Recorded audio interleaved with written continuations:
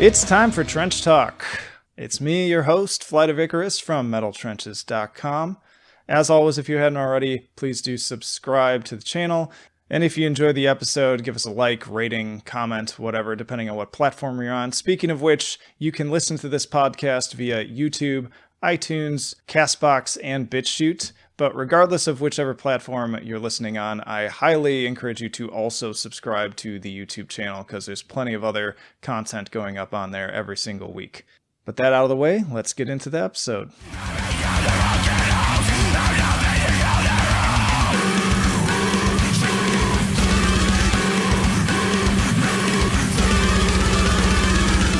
All right, well, we can get started. Why don't you just, first of all, introduce yourself and your band, or project, rather. So I'm Chris Deering, and my project is The Sound That Ends Creation. I've been doing it for about 4 years now, and just released my 4th album. Awesome.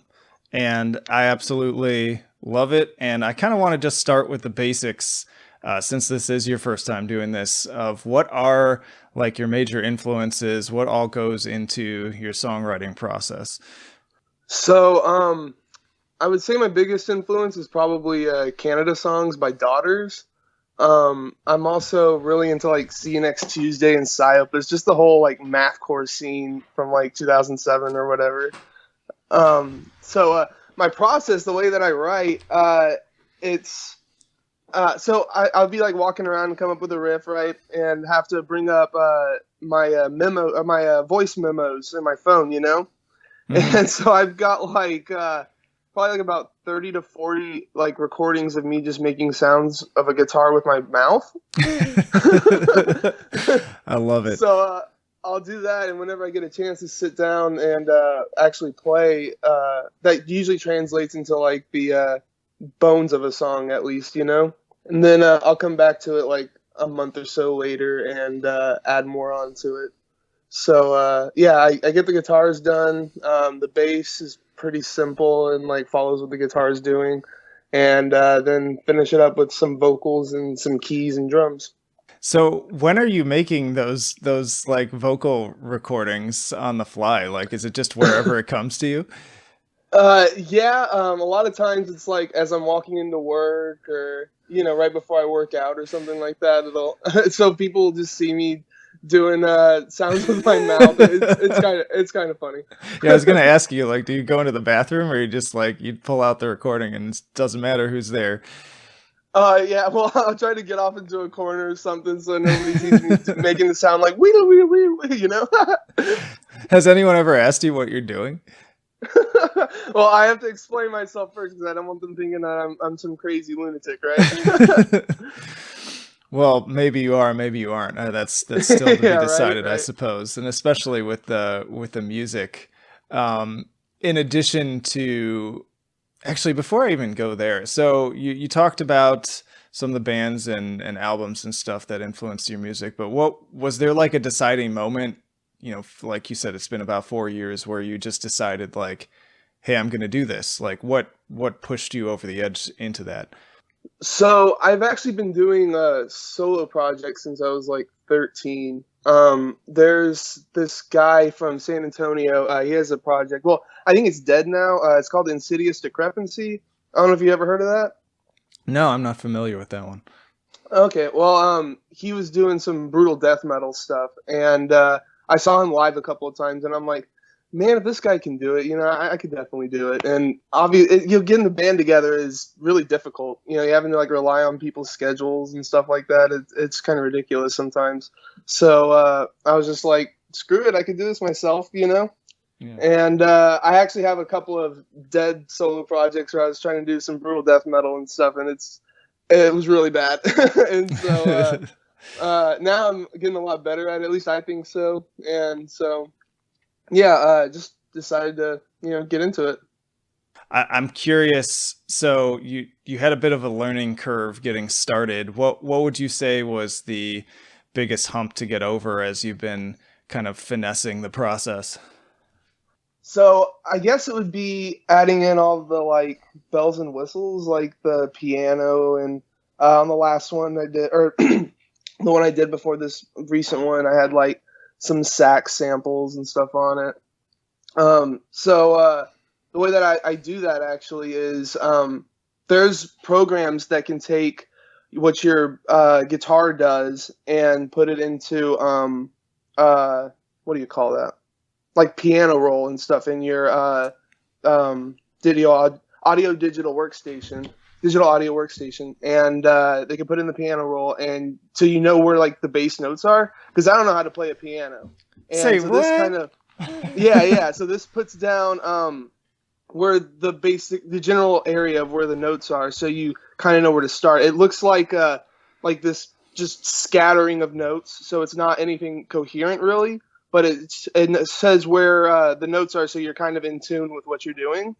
And so I put that down, and it's just again like this scatter of notes, and then I clean it up a bunch and make it do what I want it to do.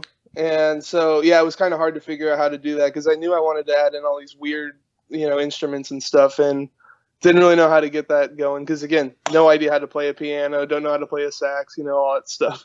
That's crazy, and that's a good segue actually, because I really did want to ask you about the piano, because you said that you really wanted to kind of put that a little bit more in the forefront with this release, and it definitely adds an extra layer and sort of a different texture to the album as a whole. And I never would have guessed that that's how it got on there, because I just assumed that you were just like banging on keys for real. But it's like a program doing it for you, more or less.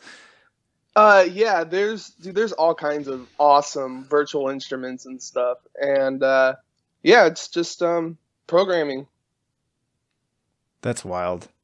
I mean, I've been more. I love talking to musicians that are kind of doing these things, because I think the average, like to you, it may be as a musician, like something that it's just like, oh yeah, we just know that that's a thing. But I think a lot of listeners have no idea. I even talked to this one guy, and I tried to get him on the podcast, but he's like kind of literally out on the fringes, and like does not have internet and had like no way to connect via audio. But the guy builds Jeez. and programs his own like AI basically that actually writes music. So I know No that, way. yeah. So like That's crazy. I know YouTube recently has been like putting up stuff where it's kind of like that, where it's like AI building like a metal song or something.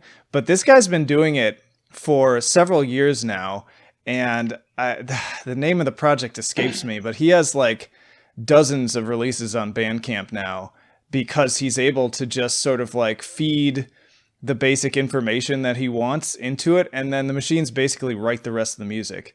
And it's just bizarre and insane. I'm Dude, like, that is nuts. it's like some Terminator shit. That's crazy, man. Technology, dude. It's just insane what you can do nowadays. What's been your favorite like piece of technology or app or program or whatever that's helped you in your own songwriting? Well, it's that. I use Reaper as my digital audio workstation, and I think that's been like the biggest change in recording and stuff, because now everybody has access to this, free for the most part program that can, make your recordings sound professional and stuff. Before you were using like, oh, I forget what it's called. Oh my God, Audacity or whatever. And That's what I'm using that's right not now. yeah, right. But it wasn't the best program to like take a song all the way through the finish line. You know what I mean? Yeah. And Reaper is just a super powerful program, and yeah, I think that's helped out a lot with everybody basically. Now you can record stuff at home. You also have these good audio interfaces and stuff that are like 100, 150. I think mine was like around 150 or something, and so you have these really cheap setups that can produce something that sounds really good. Yeah.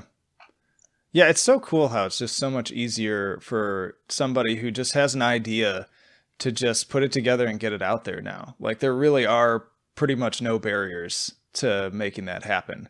Now the the other side of that though is that now there's like so much out there, it can be harder to actually take what you created and make a connection with people enough to get some traction. So I know you wanted to sort of wait to talk until after the album had been out for a little bit, and I'm curious to hear like what's the response been like. Well, I've been getting a lot of good response actually. A lot of people have been saying that it's their album of the year and stuff. I don't know about all that, but yeah, right. But you know, I mean, people are buying it. It's doing pretty well. I've gotten a lot of good critical response from it. But yeah, what you were saying before, there's like so many bands. It's insane. Like I look at these release dumps and stuff that a lot of blogs put out, and it's just insane. There was like 30 to 40 albums that released the same time mine did, and Yep. I'm like, holy crap, dude. Like, yeah, I don't know how you can possibly go through everything that gets out there, because Jesus, it's just like what do you call it?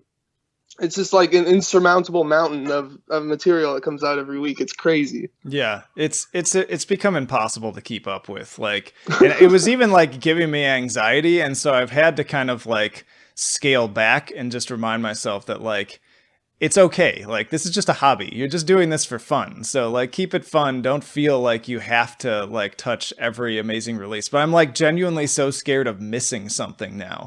Like, because I've been doing this long enough that I'm just like, I'll be upset if like an album comes out that I didn't review that was really good. And I'm like, shit, now I want to do that. And then on top of that, I'm doing like the YouTube videos now, which obviously take a little bit longer than, you know, just writing something up. But I'm just constantly trying to find a balance. But all that said, I feel like the positive part of that is that when something really does catch my ear, then I want readers and listeners to know that like that means that I really dug it. Like, I really thought it was important enough that out of the hundreds and hundreds of stuff that you could listen to that week, that's the thing that I think you should pay attention to. And this was definitely one of those. Right. It makes it more special whenever, you know, you can have a connection with something like that. Are there other things that you've been listening to a lot this year that really caught your ear? The Callous Dow Boys, man. Hell That album fucking is yeah, fucking dude. dope. Like, oh my God, it's so good. Another one that's been really insane is Sleep Sculptor. Like, those two albums have just been insane. They've been like on a constant repeat for me. I need to go back I and also listen to that one. recently, I also, oh, you didn't listen to Sleep Sculptor yet? No, I don't think Oh, that I dude. have. So I'll Dude, get definitely need on to check that, it out. man. It's so good. One that I found recently that is actually released a little bit ago, I think it was like last year, a year before, is Lefty Fish. They got this album called, okay, so it's a crazy name, but it's Hello Kitty Spank is their album name. And, but these guys, I don't know what you would call it. I guess it's like jazzcore or something. Like, they go off with, you know, trombones and trumpets Oh, and hell, I sax love and all that. that stuff. It is insane, man. Like, it's crazy. This is definitely like the direction I'm probably going to be taking my project in the next like album or whatever. It is just nuts. So Lefty Fish, Hello Kitty Spank, it's so freaking good. It's insane. Okay. Yeah, I haven't heard of that one, so you got me. I'm gonna have to check that out, because there have been a handful of things I've come across over the past few years that do that. They take like, you know, like a brass section and all this stuff, and somehow manipulate it into sort of a mathcore format. In fact, there was one that I included on, I think it was either my best of 2017 or 2018 list that did exactly that. And it's a guy that I think Mathcore Index shared it, and that's how I became aware of it. But it's just like a guy, and the project is like just his name, and every album is a little bit different. And I'm doing a terrible job right now in terms of being able to name what these things are. So eventually, if I remember it, I'll put it down in the description for people to check out. And yeah, anyways, going on a tangent there. When did you first start playing guitar? Oh,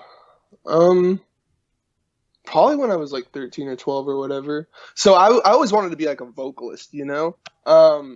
That was like my goal or whatever. And I would try to like get together bands and stuff like when I was in high school and stuff, and nothing really stuck together, you know? We would do like one quote unquote band practice, and then we would never get together again, you know? Yep. And so I was just like, you know, I'm sick of this. I'm going to start writing my own music. And then, you know, just led to here. I've never been like trained or anything like that. I don't really know what I'm doing half the time.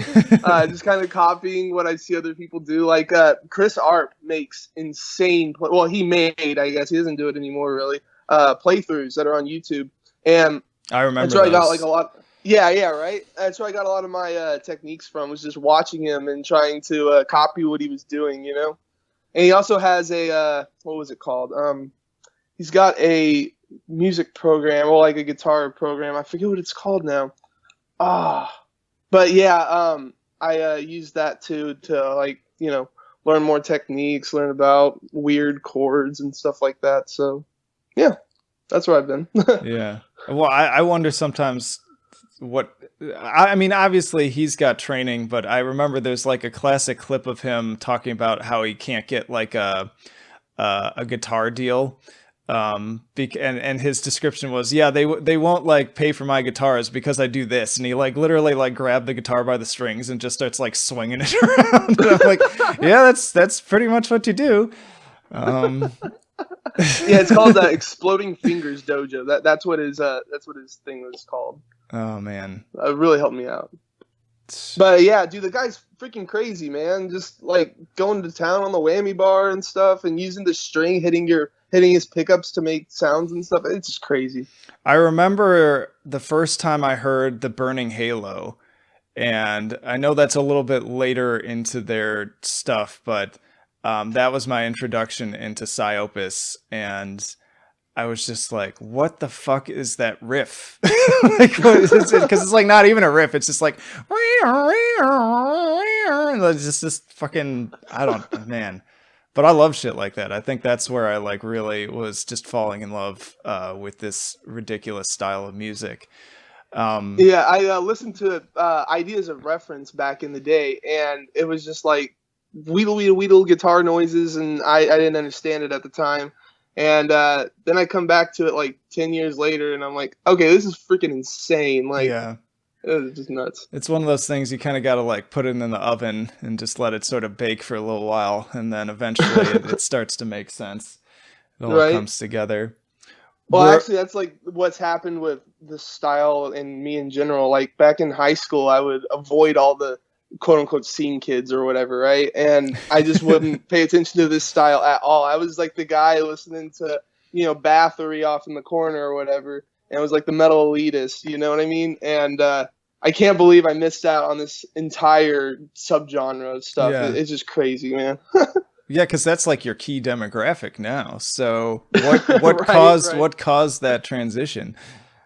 I don't know. I think I just like I said, I had other solo projects and stuff, and was trying to do like black and death metal and like technical death metal stuff like that, and it just got boring, man. There's like a million bands that all sound the same. It's crazy. And then I heard See You Next Tuesday's Parasite, because I was like, there's no way these bands are actually bad. Like I was thinking that they were probably bad just because my prejudices or whatever.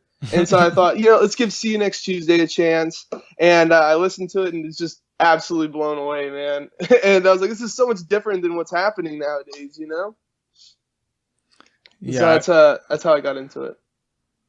good shit. Well, I think we're all glad that you did, because we wouldn't have more of this awesome stuff to listen to. And I mean, it's got to be, I mean, I don't know how it feels to you, like as the person like putting out the music and seeing the people downloading it and all of that. But to me, it feels like your project is one of the ones that's kind of like the hit of the underground at the moment. Oh, I don't know Like, about all that. I mean, I would say so. I'd be interested in the comments for people to see if they feel the same way. But like, there's certain bands that like, because again, like even in this genre, with this sort of revival that's happening, there's a ton of newer projects coming out trying to kind of get back into it, and a lot of them come and go, but there's like certain names I tend to hear over and over again. And maybe it's just my bias because I sort of latch onto something and keep my ears open for it, so I'm extra sensitive to it. But I feel like your project is a name that continues to come up in like the Mathcore Index forum or on the Mathcast podcast, or when I hear people just talking on Mathcore forums and things like that. But I don't know, maybe it feels different to you. Yeah, I mean, I don't know. Uh, I mean, I've got people telling me that, like this is their album of the year and stuff, and I've had people say that they're like excited and things like that. But I don't know. I don't think I'm up on like the same level as like the Callous Dow Boys or those other like bands. I wouldn't say that I'm like at the top of the underground or whatever. I mean, not the like tippity top, but I mean, I feel like you're in that group of bands that continue to get mentioned. But I will agree with you that the Callous Dow Boys just like knocked it out of the fucking park with Die on Mars. That is definitely Right? one of the best math. Probably, I will venture to say that may be the best mathcore album I've heard in the past. I was gonna say 10 years, honestly, but no, that's probably not true. But maybe maybe 5 years. Like Yeah, maybe the past 5 years. it's been kind of dry for a minute, and they were, I don't know, it's just intense. It really is, and it's just like the right forces came together. It seemed like, because it's such a jump from the material that came before that.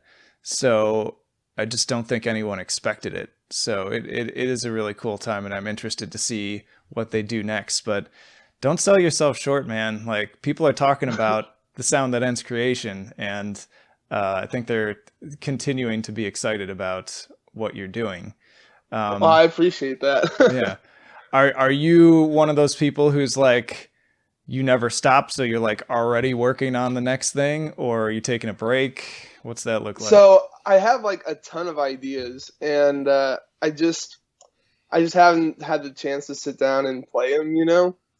But and like work it out on guitar and stuff. But yeah, like I have ideas for what I want to do next. Just yeah, another chance. Okay. Well, if you're not in the top of the current mathcore scene, if we say so, who would you say is, besides the Callous Dow Boys? Um, so most of those bands are like dead now. Well, I gotta uh, say, like, they gotta be active, like, because there's the obvious, like, yeah. forerunner. Like, we could go through, the Dillinger Escape Plan, the Number 12 Looks Like You, all that kind of stuff, but that's boring. Like, I want to hear, like, of The underground ones, yeah, I of the got you. underground stuff that's like kind of newer, fresh, the new school, so to speak. Who is at the top? Um, well, honestly, I kind of just listened to stuff that was like from that era, you know what I mean? But let me see here. I'm looking through my iTunes right now trying to find stuff. Uh, I don't know if they're at the top, but Juan Bond has done some pretty badass stuff.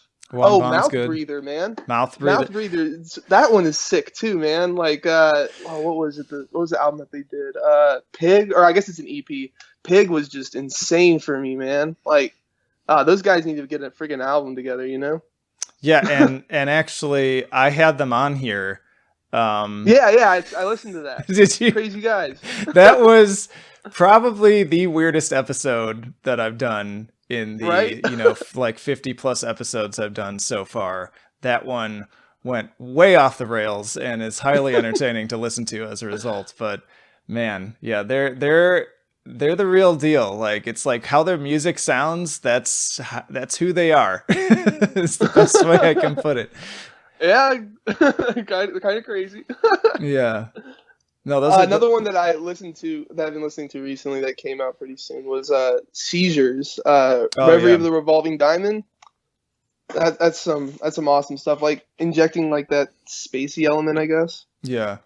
And they did a split with Arms, and I really like Arms a lot too. I've been dying to hear more material from Arms, which I Yeah, I feel hear they've like been they were working on. saying something about something coming out soon or something like that. I'm not really Yeah, sure. I think they've been working on it for a little while, because I was even talking to the guy about it, I feel like a year and a half ago, and he was already talking about new stuff in the works. So hopefully we'll get that in 2020.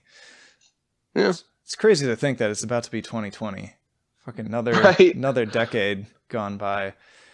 Yeah. And then when you think about how old some of this like music is that we listen to, it's just like I can't even believe that it's so old.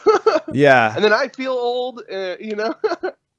Yeah, I've been doing this series of videos called Bands That Changed My Life, and I kind of just do like not a like full band retrospective, or I also do like tier lists too with like a full album, a full band's discography, and I have to like look at what year these things came out, and I'm like, Jesus fucking Christ, like I'm getting old. It's happening. Right. Like I'm becoming that guy where it's like back in my day, this is what the band sounded like. And I was even just recently, my latest tier list that hasn't come out yet, I did one for Darkest Hour, and I was going all the way back to Mark of Judas, and I'm like, holy fuck, that was a long time ago. What the hell happened? What happened to me? Right? Like when I'm in the car or whatever, I'll listen to this. I used to listen to this oldies station on there because I'm really into like 50s and 60s music. It's pretty cool to me. And they've been changing and been like playing like 80s music and stuff. And just the other day, they put on Sublime from like the 90s, and it's like, what? Like, and this is only like 10 years old or something. And I look at it, I'm like, Jesus, that's like, 30 years ago. Like, what? I first started to notice that when they started putting Pearl Jam on the classic rock station. And I was like, oh, here we go. It's happening. Like all of this is just getting relegated to that area of music now where it's just all classic, which is just a nice way of saying it's fucking old. It's old and out of date. Man. Yeah, it's... I don't know what to do about it either. I just am kind of trying to accept it, but it's also cool though, just staying current with all kind of what's going on with the underground scene. It makes me feel like I know things that maybe other people don't. So it keeps me from feeling like I'm getting too out of touch, at least. Yeah, just wait like 20, 30 years and the like oldie stations will start playing Dillinger Escape Plan and Cannibal Corpse man.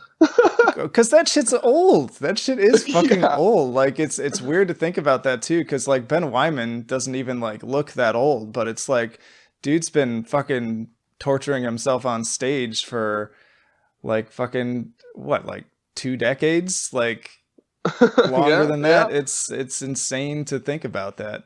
And now he's like fucking living on a farm. He's got like a house full of animals, I guess. I heard him talking about. Yeah, he was talking about it on 10 Minutes to Late Night, I think, or 2 Minutes to Late Night, that like spoof late night show they had him as a guest. But yeah, he's just like, they keep taking in animals on this farm that they own, and like some of them are like living in the house. I'm like, that's fucking bizarre, but I love it. That is bizarre. What the heck?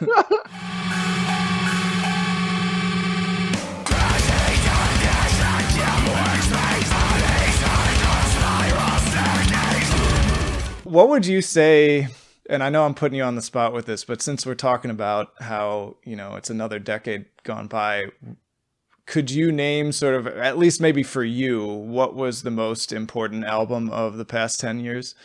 Past 10 years. Now I got to figure out when some of these things came out. Yeah.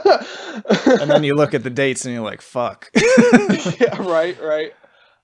Well, like I said, a lot of the stuff I listen to is like pre-2007 or whatever. I guess it'd be like Odd Senses from Psyopus, or okay. I don't know. There's probably something else that I'm not thinking of, But yeah, I'd probably go with Odd Senses. Okay. If you could play any other style of music besides what you're doing now, what would it be? Actually, I got one other one besides that.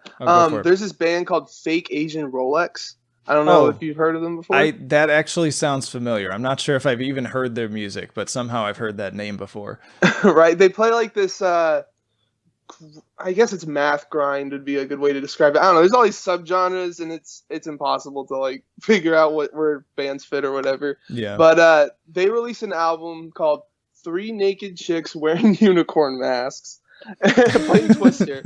Yeah, like wild. And the album cover is exactly that. 3 naked chicks wearing unicorn masks playing Twister. Love it. And the album's just insane. And that came out in 2014, and like they should have been way bigger than they ended up being. I think they're dead. The project's dead now. But yeah, that album is insane. That's one of the ones that made me get into this kind of music too. Is But I'm sorry, if you were saying if I could play any other kind of music, what would I play? Was that yeah, it? yeah. So I was really into black and death metal. I had like a project brewing up and stuff. I actually recorded basically an entire album. It just needed vocals and stuff put over it. And so yeah, I'd probably be still doing that. But like I said, it was getting boring, man. There's too many bands that sound the same. It just didn't seem like I was doing something original, you know? Yeah, there's a lot to wade through. Although I will say 2019 has been a pretty awesome year for some of these death metal bands, particularly like bands that used to be sort of deathcore bands that are now much more technical and are kind of like leaning more heavily into like the more traditional death metal elements, like Carnifex, Infant Annihilator, Shadow of Intent. Like, there's been a lot of really good stuff, but I agree with you that there's just so much of it, and a lot of it does just sound kind of exactly the same. Yeah, I haven't really been checking out that scene or whatever. I listened to the Infant Annihilator album, and that's just wild. Like, I play some crazy stuff, but I don't know about that. Shit's good. I loved it. I wasn't even a fan of theirs previously, but that album totally won me over. Yeah, I still haven't gone through the whole thing. I listened to some of the stuff, and I'm just like, yeah, it's really it's a little too much. And that's coming from you, so that says a lot. What's your favorite black and death metal band? Behemoth, Demigod, man. I listened Oh to that. yeah, Well, yeah, I still jam that album, and that was great actually one of album. my first metal albums. Like, I was just buying albums from the bands that were on Ozfest the year I was getting into metal, and they were one of them. And it was like I was going to summon a demon or something, man. I was a little afraid. How do you feel about Behemoth's newer stuff? I haven't really listened to anything past Satanist. I don't know how much more stuff they have They out only there. have one more, so I know people get a little bit split on the Satanist. Personally, I think it's their best album, but I I thought it was know. pretty good. Not their best, man. Demigod's the best one, but Satanist is pretty good. Yeah, the latest one, I loved you at your darkest, and already like I feel like that song title almost says enough already. It just felt a little bit too. I addressed this too in an upcoming video I'm putting out, where I don't like hate Hot Topic because I actually have a lot of credit to give Hot Topic for helping me discover bands that I might have otherwise missed back in the day. But if we think about like Hot Topic stereotypes, like that Behemoth album feels like a Hot Topic album. Like, it's very like, it's kind of corny, and I don't know, it just doesn't do it for me. I felt like they went from a real high point with the Satanist to arguably, I think it's their worst album to date. It's got some Dang. decent songs on it, but I don't know. I can't, it's not for me, but I don't know. So Yeah. don't feel bad that you missed it, I guess is what I'm saying. Although And don't bash yeah. Hot Topic, man. That was the place back in the day. Hell yeah, man. Like I went into it because I remember a specific day where I went in there, and they used to have those listening stations. And Yeah. that was like key, because you'd like come into the store, and regardless of what you came in for, you'd walk past the listening station, and they'd have like all the new releases, a lot of like the metalcore stuff that was coming out usually.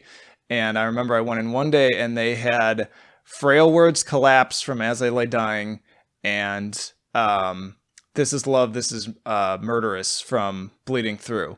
Dude, that was a sick album. Yeah, dude. And I popped on both of those and had to decide which one I was going to buy, because I only had like $15 on me. And I can't remember which one I bought, but then I went back and I got the other one too. And that like continued me down this rabbit hole of other releases, because then back then you'd open the CD and then they'd have the insert that also had all the like other similar albums like from the label or whatever, and then you'd go Oh check those yeah. out, and it was, man, those were good times. So yeah, I do Right? have love for Hot Topic, and I still go in there on a pretty regular basis, especially now that I might have kids, and my wife loves it too, and it's whatever. But I also get a kick out of like the South Park episode making fun of it and everything, because there's some truth to be told there too. Yeah, oh, definitely, definitely. They've sold a couple of pairs of Junko jeans and stuff back in the day, and Fuck yeah, man. I miss my Jenko jeans. That was good shit. I had some big ones too. Yeah, I remember we had a CD warehouse around here, man. That was my record store of choice, and we just go in there and listen to the CDs before I bought them and stuff, because they would let you do that back in the Yeah. day. And I would spend all my allowance on CDs, and then come home, rip them onto my computer, go sell them back, and get some more. But yeah, Oh, it that was a you cool just time, man. And yeah. kids won't ever see this now. Like I work with some younger kids over at my job, and I asked them, "Have you ever bought a CD?" And they're like, "No." And I'm like, "Have you ever touched a cassette?" And they're like, "No." It's like, man, this wasn't that long ago, was it? Yeah. I don't know, maybe I'm getting old. I know my friends still make fun of me because I still collect the CDs, because I just like that experience that I think I associated all the way back in the day of like getting that physical copy and peeling back the plastic, getting that like kind of new CD smell that it has, and looking through the liner notes and the artwork and everything. Like I still love that. And I've got like a CD shelf that's like getting so packed that I'm probably going to have to get another one. But people are like, dude, iTunes. I'm like, Spotify. Right, and I'm right. like, I Yeah, know, yeah. but My it's not friends the are like, same. you actually buy music? Like what? Yeah. To me, it's just not, it doesn't have the same like connection to it. Like you form like a little bit more of a connection kind of with a band and with an album by like holding it in your hand, which I think some people are catching on to that, which is why vinyl has been making a pretty good comeback. Yeah. But I'm too poor for vinyl is my problem. So what are you going to Yeah, do? they need to figure out a way to make it cheaper. It's crazy, like that we're in 2019 and it costs thousands of dollars to get vinyl printed. It's just nuts, man. Yeah, it's a pain, because I love the artwork, and I love vinyl's great because it's just the artwork but bigger, and I'm like, sweet. Yeah, right. So I can't say no to that. But yeah, man. Yeah, and also like streaming and stuff, it doesn't support the artist nearly as much as No. buying like CD or something No. like that. So you're really supporting the artist more by actually buying the music.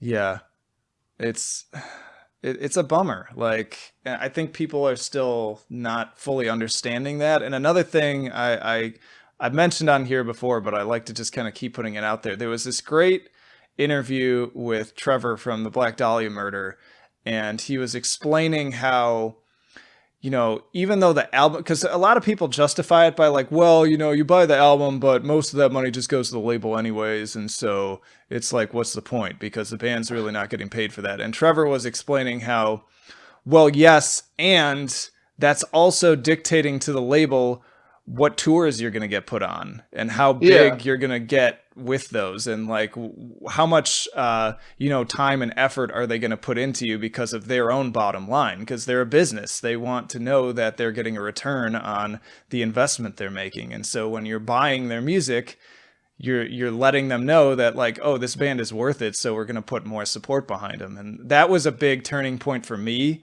like kind of reading that, because I didn't really have a full understanding of that either. And I'm like, wow, that makes a lot of sense. And I don't think a lot of people think that way. Yeah, definitely.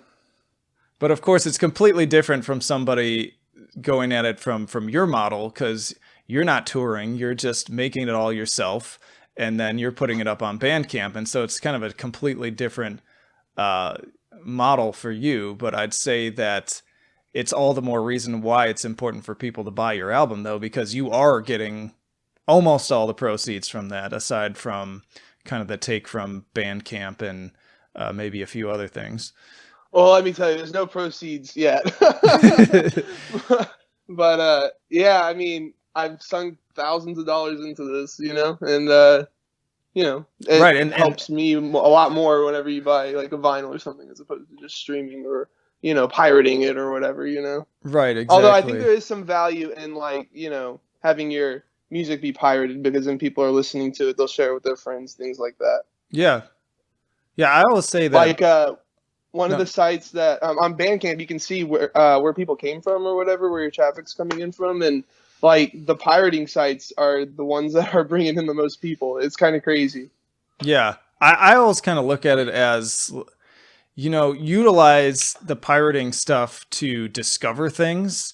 And then if you find something you love, buy it. Like, back that Yeah, with a purchase. That's how I feel like Napster was actually a big turning point that in some ways sort of saved the industry, I think, and prompted a lot more creativity and opened doors for a lot of other artists that wouldn't have otherwise been there because the labels at the time kind of just had a stranglehold on the industry and it was becoming a little bit too overrun by a business model. So I do think there is a place for it. I just always encourage people to, okay, but at the end of the day, put your money where your mouth is and, actually help. Because even though you're not making a profit right now, like somebody's got to pay for all that money you're putting back into the music. And if nobody's doing that, at some point, something's got to give.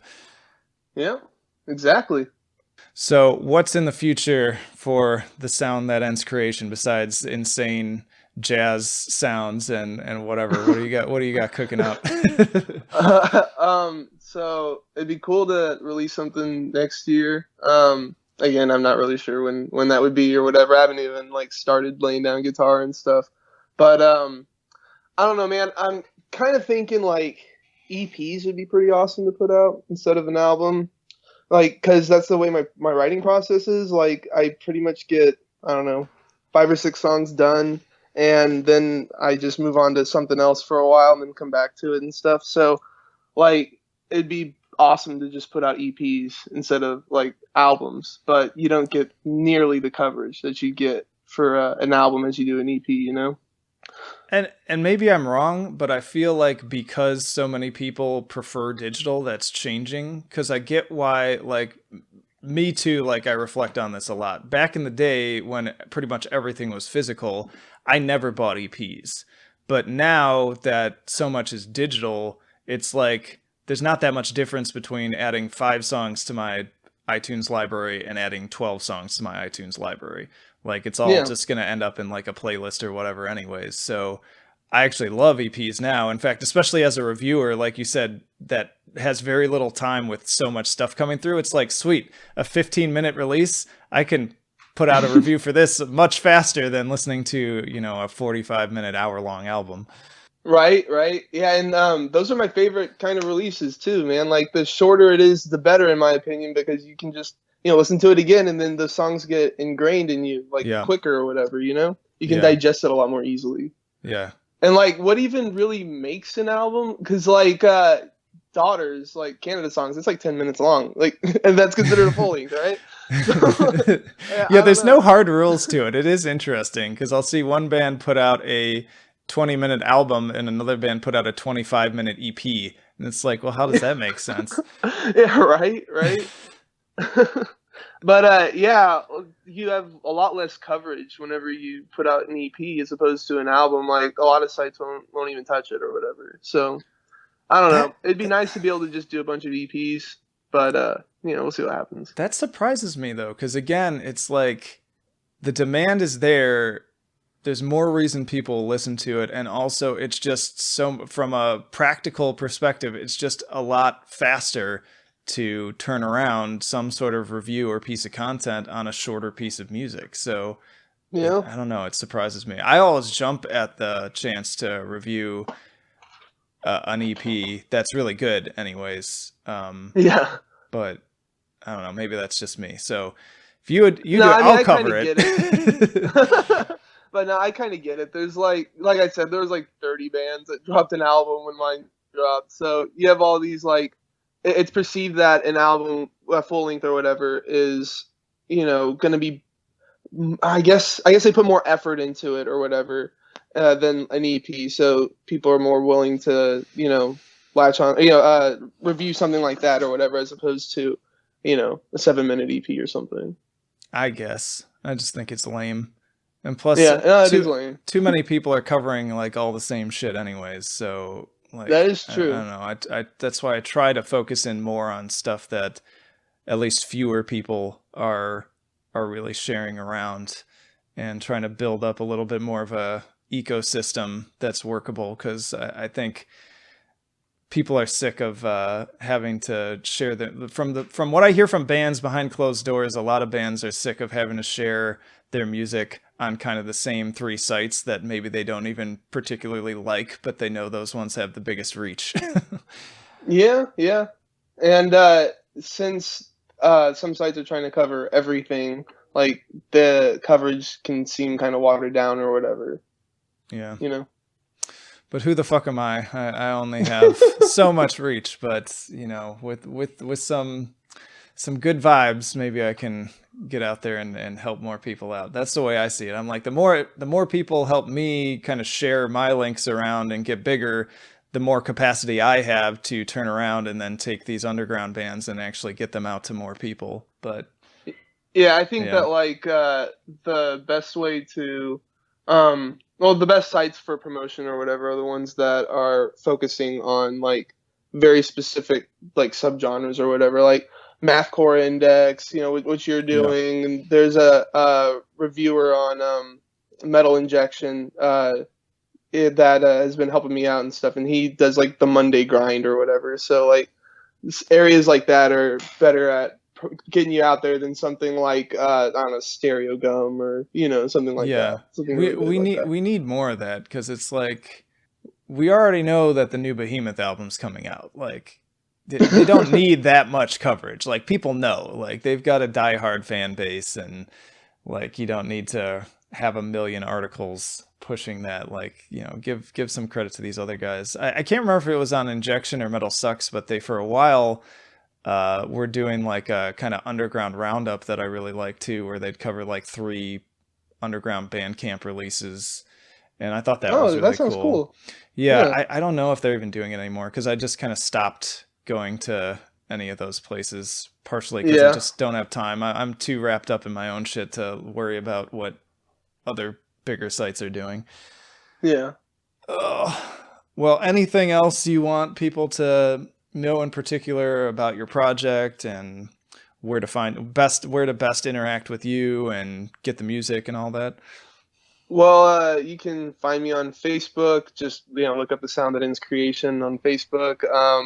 That is probably like the best way to get in contact with me. Kind of an old guy. I'm not really into Twitter and stuff. So yeah, Facebook's the best place. And obviously, you can. I'm also on like Instagram. I do have a Twitter account, but I don't really use it that much. And you can obviously get my music off of Bandcamp, and I'm on all the streaming sites, things like that. So yeah. Cool. Yeah, y'all, go out and buy it. It's fucking good. If you haven't heard it yet, check it out. And I'll be trying to, assuming I don't get overworked, I'm gonna put some clips from the album in here to get to wet people's whistles, as the old folks say. But Yeah. yeah, I think that'll pretty much do it. But yeah, thank you for continuing to work with me, and we figured out each other's crazy schedules to finally make this happen. But Well, thank you for yeah, having me on. You know, first time I'm doing an interview, so it's pretty awesome for me. no, So yeah, thank you for all your support and like you know having me on and stuff. yeah, man, it was fun. Anytime, and stay in touch. You know where to find me. Oh, definitely. All right, man. Alrighty. All right, later.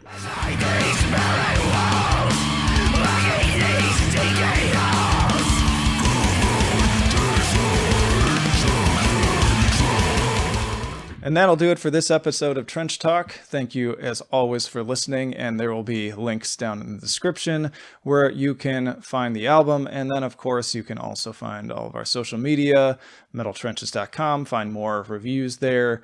Our mailing list, join it. It's the best way to make sure that you get our new releases every single week.